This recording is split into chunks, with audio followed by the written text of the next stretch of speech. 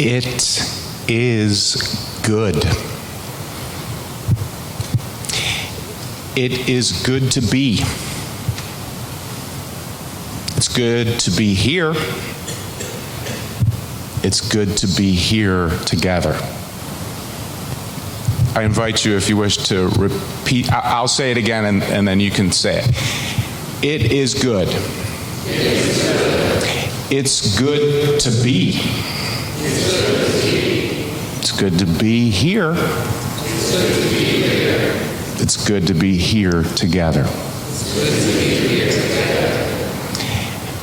Coming here, may you experience and share a sense of peace. Coming here, may you experience and share a sense of belonging. Coming here, may you experience and share a sense of hope. Welcome to our celebration of life. Morning, James will light the chalice, our symbol of faith and community, with words from the Langston Hughes poem, I Look at the World. I look at the world from awakening eyes in a black face, and this is what I see. This fenced-off narrow space assigned to me. I look then at the silly walls through dark eyes and a dark face, and this is what I know, that all these walls oppression builds will have to go. I look at my own body with eyes no longer blind, and I see that my own hands can make the world that's in my mind. Then let us hurry, comrades, that road to find. Recently, we've begun asking members of our community to share during service what the spiritual theme of the month means to them. We are a diverse community. No one truth applies to us all. Hearing from many voices allows us to understand the diversity of experiences and perspectives that make up our whole. This month's theme is resistance. This morning we'll hear views of Nancy Roeker-Coates, Reverend Kent, Marjorie Winther, and Jody Hill. Unfortunately, Jody couldn't be with us today, but I will be reading her views. Nancy?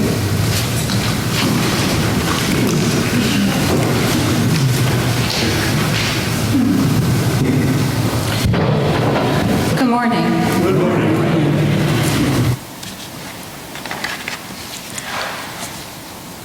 28 years ago, I was catapulted into a world where discrimination and fear prevail after testing positive for HIV.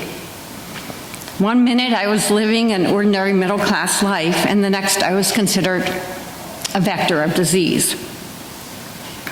I was invisible by all accounts because as a woman, I was not included in the CDC's case definition of AIDS. Until 1993, HIV and AIDS was defined as something only affecting men. Our government's response was chilling. By the time President Reagan publicly said the word AIDS, over 20,000 Americans had already died. Blaming of the poor and marginalized by the government was used to create a divide between the majority and those considered a threat. My first public sharing was at a zoning hearing for a planned AIDS group home in New Hope. The neighbors were protesting it not because it was a group home, but because their neighbors would have AIDS. I remember being nervous and afraid, primarily because of the media coverage at the time. But afterwards, I felt empowered. It was my initiation into a resistance. I chipped away at the HIV and AIDS stigma by speaking, protesting, and going to Congress. At public events, I received an outpouring of support and love, but being public also led to being denied services by an eye doctor, a massage therapist, and several salons. I was shunned by the pastor of my Lutheran church. I resisted, though, the death sentence of AIDS, went to grad school, got married. and had family.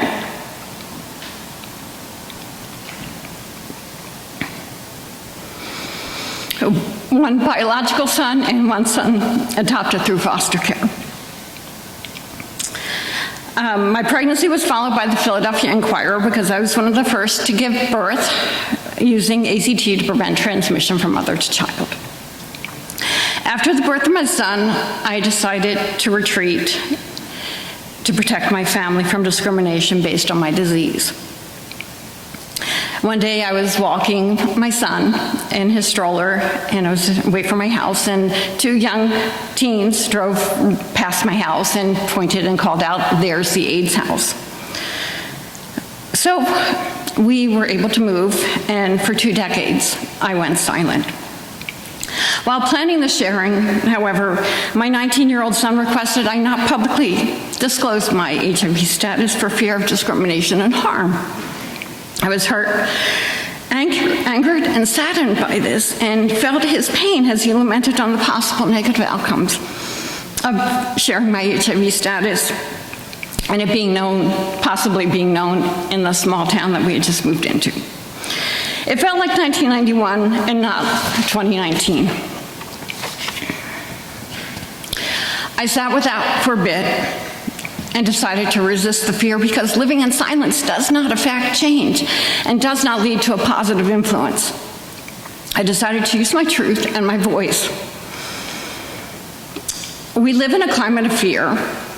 The continual blaming of poor, marginalized, and immigrant communities by our government has done more than just create a divide in our country. It has manufactured a fear among a certain base that oppressed groups threaten financial and physical security.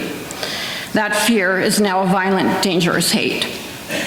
People we love and know fear that they will be the victim of that hate and fear, that hate and violence. The New York Times columnist David Leonhardt said, "It isn't very complicated. The man with the world's largest bully pulpit keeps encouraging violence and white nationalism. Political violence is slowly becoming normalized. The unthinkable and unsayable are now thinkable and sayable. Every day, new images of atrocities happening in the U.S. prevent me from looking away. Like many, my anger compounds daily and my need to fight back grows. Friday night's vigil at the Berks County Detention Center had probably one of the largest crowds so far. The resistance is growing. The crowd was asked how many were there for the first time, and about half the crowd raised their hands. The vigil leaders called on us numerous times to make some noise. We know from the AIDS epidemic that silence equals death. We need to keep turning anger and fear into action. We need to amplify oppressed voices. If silence equals death, it only makes sense that noise equals life. So let's go forth and make some noise. Thank you.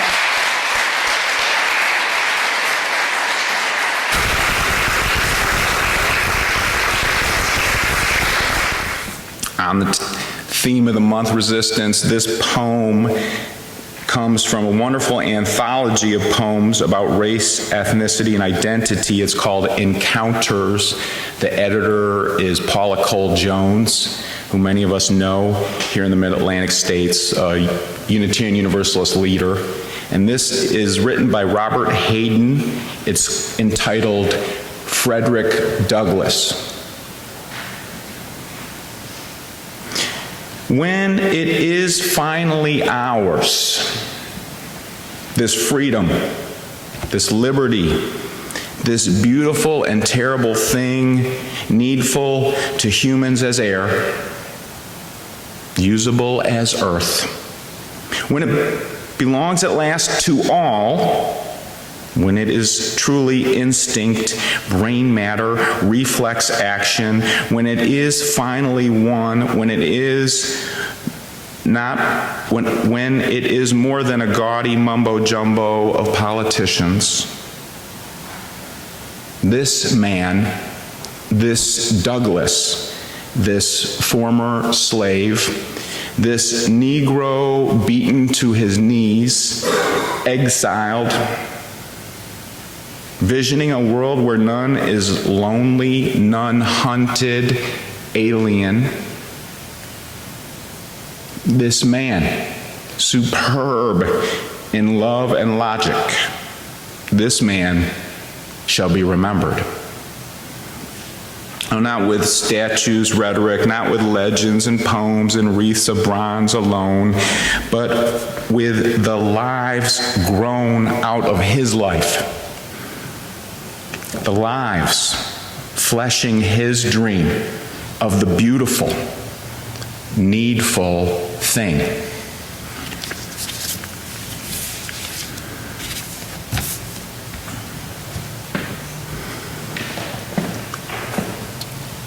Rebecca rides long hours in the ambulance. She's a 30-year-old emergency medical technician in Tucson, Arizona. Rebecca sees it all. She treats folks with heat-related illness like dehydration and sun poisoning, a steady flow of heroin and opioid overdoses, house fires, and violent domestic disputes are enough to break her heart on any day. You might think that after working her shift, Rebecca simply goes home to rest or out to socialize with friends. She's 30 years old. She's got a good job, money. However, many times when Rebecca's off work, she goes to volunteer with a group called No More Deaths, No Más Muertes. Their mission is to stop suffering and death in the desert. No More Deaths volunteers go out into the inhospitable, underline that word, dangerous Sonoran Desert. This is badass desert people. They go out there to provide water, food, and medical care to at-risk immigrants crossing through the desert. Often temperatures well over 100. Volunteers go out amongst the giant saguaro cacti to drop jugs of water, making sure to stay clear of tarantulas and rattlesnakes. Many times they do search missions for remains of deceased folks who did not make it. And nobody would have known where they stopped if the volunteers didn't go out and then call the sheriff and ask them to come out and run the DNA test.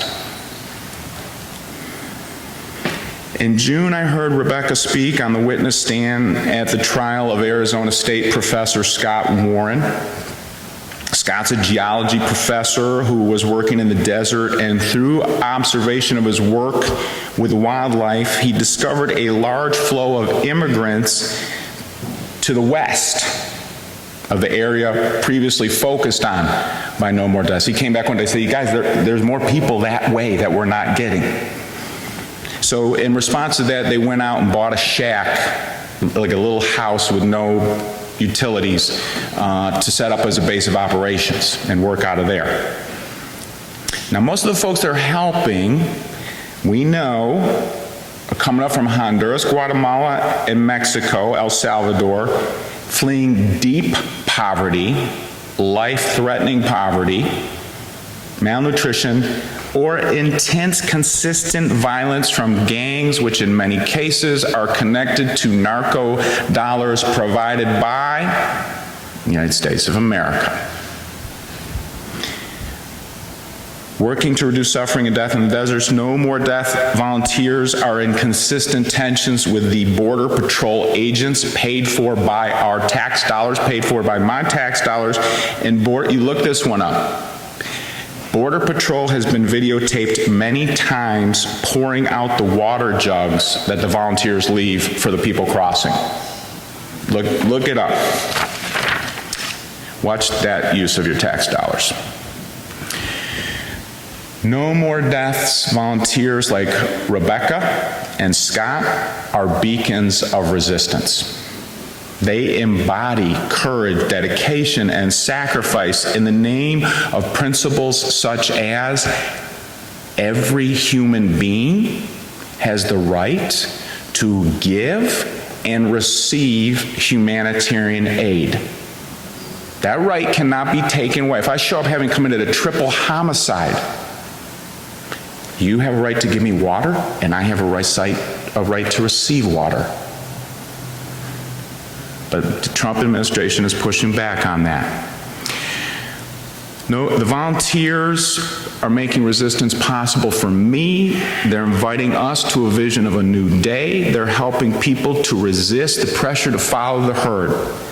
They inspire me to move out of my comfort zone, which can be very comfortable, and sacrifice more for justice. It was an honor to be there representing the UU Service Committee with clergy from all over the country, all faith traditions deeply represented, saying we were sitting there in the what do they call it, the pews of the jury room. I'm emotional about Erica. And we said, we oppose criminalization of kindness.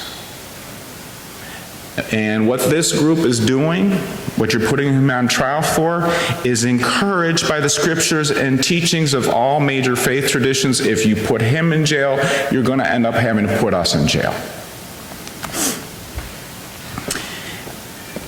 This year, my witnessing of massive suffering in Tijuana, Mexico, and the Sonora Desert has dragged me back in again some of my old patterns of pain.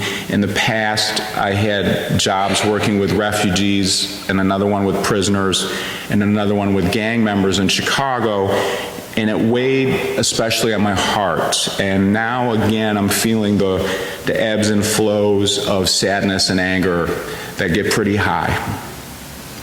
And in order to work through that secondary trauma and embrace my own power to participate in life and resistance, I've recommitted myself to spiritual practices such as this mantra: breathe in love, breathe out negative. Breathe in beauty, breathe out what I cannot control. I breathe in an image for me this summer of being out on a lake in a kayak. I breathe out my father's illness. I breathe in watching USA women's soccer team play high-skill, amazing motivation soccer. Oh yeah, breathe that in a lot. Breathe out. 3 days ago, the patio umbrella got blown up in the air and came through the dining room window. Can't control it. Breathe in the ways in which the people of this community care for one another when we're sick, and breathe out Trump's daily vitriolic, dehumanizing messages. Resisting together in beloved community generates massive power. We experienced this on Friday with people all over the place. Berks County, downtown at lunch, at the Lovett Library, at 5 on Friday, all over the country. Friends and UUs and family were out protesting against these militarization of the border, the violation of people's right to apply for asylum and have a due, fair hearing. When we support each other in that and our spiritual practices, we're empowered to resist the sadness and despair that I think so many of us can deal with. We feel connected to people like Frederick Douglass. We feel connected to people like Rebecca and Scott of No More Deaths. We feel connected to each other. Our lives grow out of their lives, and we grow together. Blessings be.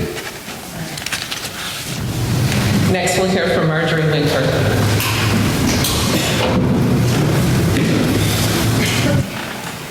Good morning.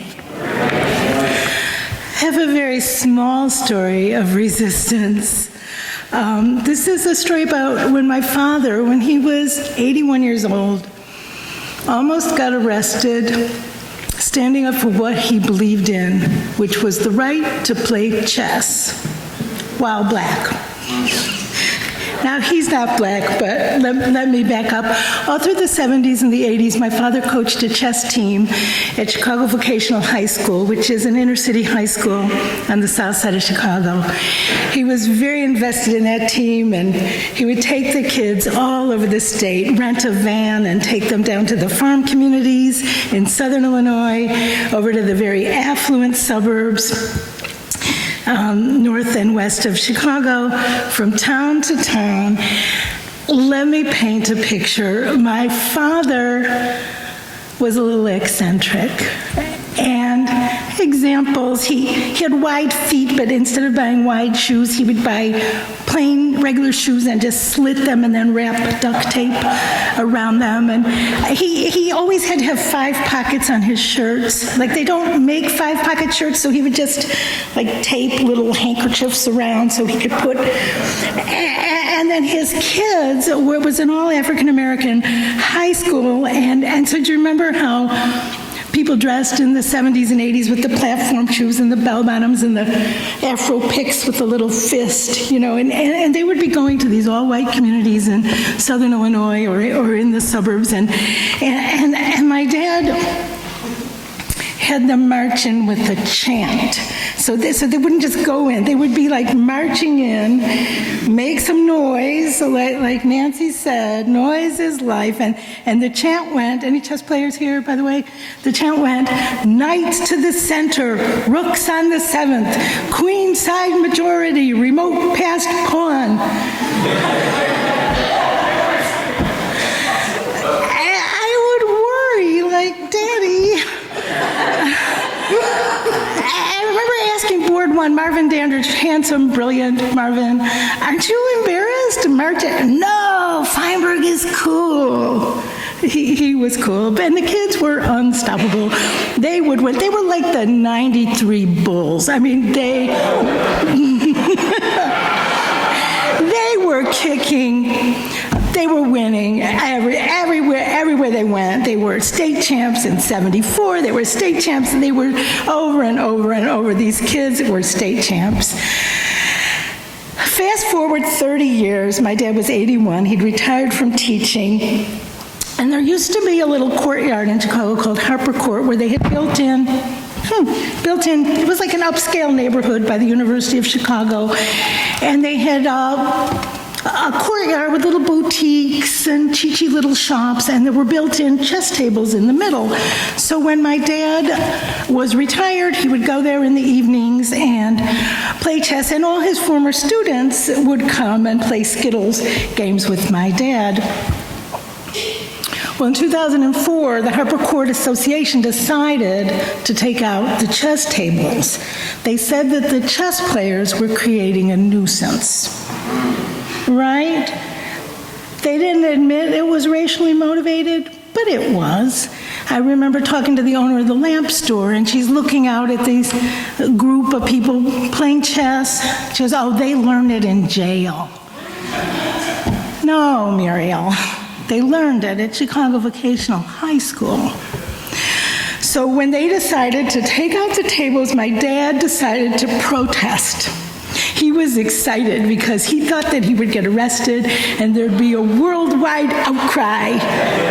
People in Johannesburg would be marching, free Tom. Why should Nelson Mandela have all the fun? So he went down to Harper Court with a card table and a chess set and a cardboard sign that said, "We shall not be moved." Well, I walked over there the day of the protest to see what was happening. It was a hot summer day, and there's this little old man sitting at this table, and nobody was paying any attention.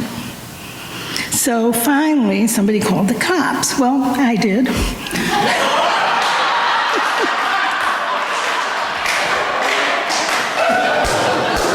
Comes the time you gotta drop the dime on Dad. So the cops came, and it turns out one of the cops had gone to Chicago Vocational High School. So he was like, oh, it's Mr. Feinberg. And instead of arresting him, they bought him a root beer float. But what happened was the other chess players eventually found out, and then friends found found out, and by that weekend there was a real protest in Harper Court. There wasn't a worldwide outcry, but my dad did get his picture in the paper with the caption, "Chicago chess legend, Tom Feinberg." They didn't get the tables back. The local Barnes & Noble offered them space, but it wasn't the same. And a few years later, all of Harper Court was torn down and a Hilton Hotel was built where it used to be. A few years later, my father passed away. We didn't have a traditional memorial service. Instead, the kids from the 1974 chess team organized a Tom Feinberg Memorial Chess Tournament in the hotel where the chess tables used to be. So was it a success? They didn't get the tables back, so you could say it was a failure, but I don't see it that way. It was resistance that sprang from love and justice. It was resistance that built community, so I see it as a success. Thank you.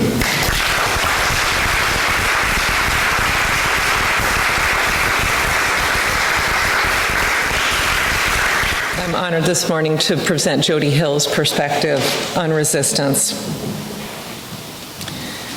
No, I don't want to drive. Well, do you think you can navigate? Nope, I can't see. But you had this mapped out yesterday, no? I can't remember. You do it. I am briefly stopped in my tracks as I puzzle. This is the same person who earlier this week drove 400 miles alone to our vacation spot. And she says she can't see? I step back and take a breath and begin to feel those old familiar emotions bubbling to the surface.